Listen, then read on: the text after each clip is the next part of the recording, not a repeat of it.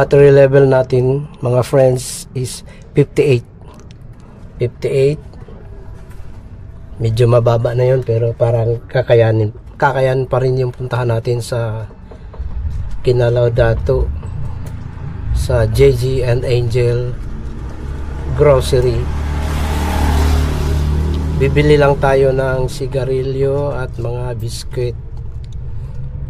Yung mga sigarilyo kasi medyo mabilis maubos. Marami pa rin naninigarilyo kahit medyo mahal ang presyo. Di pa rin mapipigilan ang kagustuhan ng maninigarilyo. Ang isang stick ng Marlboro guys, lahat ng Marlboro Blue, Marlboro Black, Light at Red Marlboro, binibenta mostly sa mga tindahan guys, nasa 10 pesos per stick. Sa ibang tindahan may nagbibenta na rin ng 11. Sorry 11 yung iba. Sa atin guys nasa 10 pa rin. Maganda kasi yung even number, wala nang point something para hindi mahirap mag-compute, madaling suklian. Diba? Kung may 100 pesos yung tao, bibili ng 5 pirasong Marlboro Red, di 50 kaagad ang mababawas nun, 50 na rin kaagad ang sukli. Ganun lang. Bibili din tayo ng mga biscuits kasi bukas start ulit ang schools, ang pasok ng mga estudyante ng elementary at ng high school. Ngayon guys is Lunes, pero walang pasok dahil sa holiday.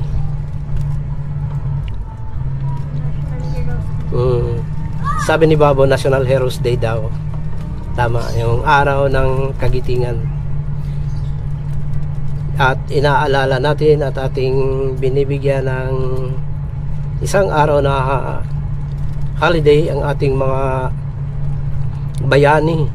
bayani natin sa bansa natin, kung saan according to our history sila ay mga taong nagbibigay o nag-aalay ng kanilang buhay at kanilang mga mithiin para sa ikabubuti at ikaluluwalhati ng ating bansang Pilipinas. Kaya na iproklama sa ating batas ang National Heroes Day. Galing, no? May kaibigan ako, kasama ko sa trabaho dati, sa dating nagbabarko tayo, mga German.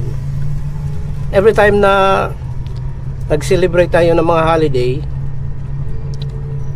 nag-o-observe lang siya until such time na nag-usisa, nagtanong siya sa akin.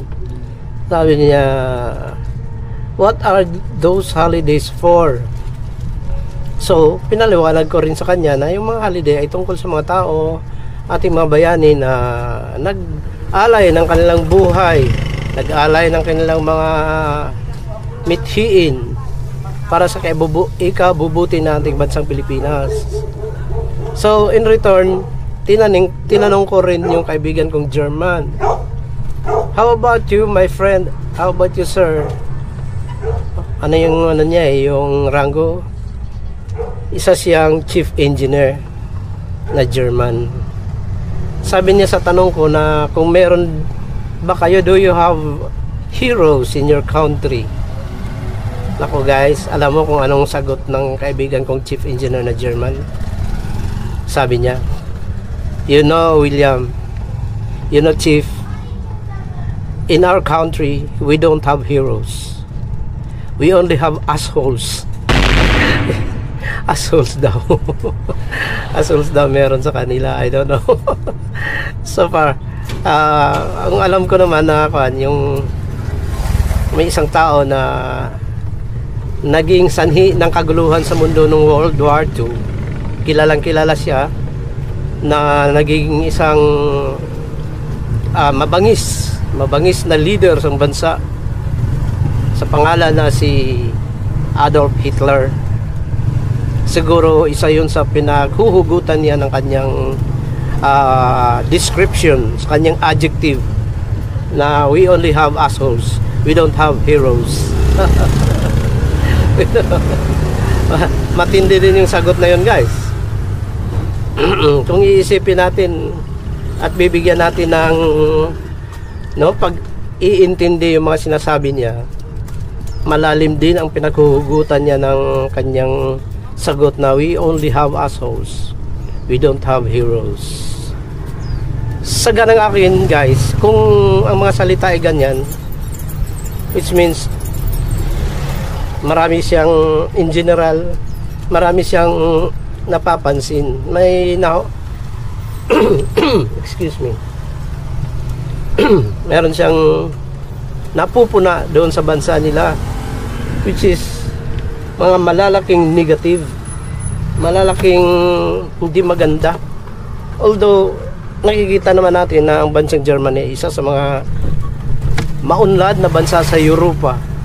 Isa ang Germany sa mga nangungunang bansa sa Europa sa larangan ng ekonomiya, sa larangan ng politika, at sa larangan ng mga armas, mga sundalo, which means sa military power nila, ng mga leaders.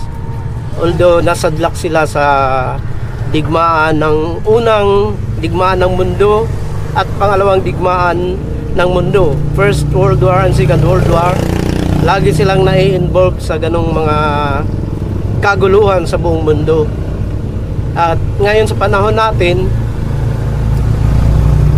although hindi pa naman natin na officially o na masasabi na meron na tayong World War 3, but marami ring nagsasabi na hindi pa nga nag-uumpisa ang World War 3, pero in reality nag-uumpisa na. Kasalukuyang nagkakaroon na tayo ng World War 3 dahil nga sa mga giyera sa iba't ibang panig ng ating mundo.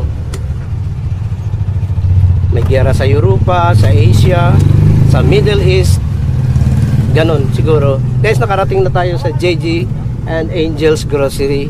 Pakay natin, guys, is bumili ng pulang Marlboro at mga biscuits, para yung mga biscuits maging handa na tayo, guys, para sa mga estudyante pag bumili sila ng mga pambaon nila.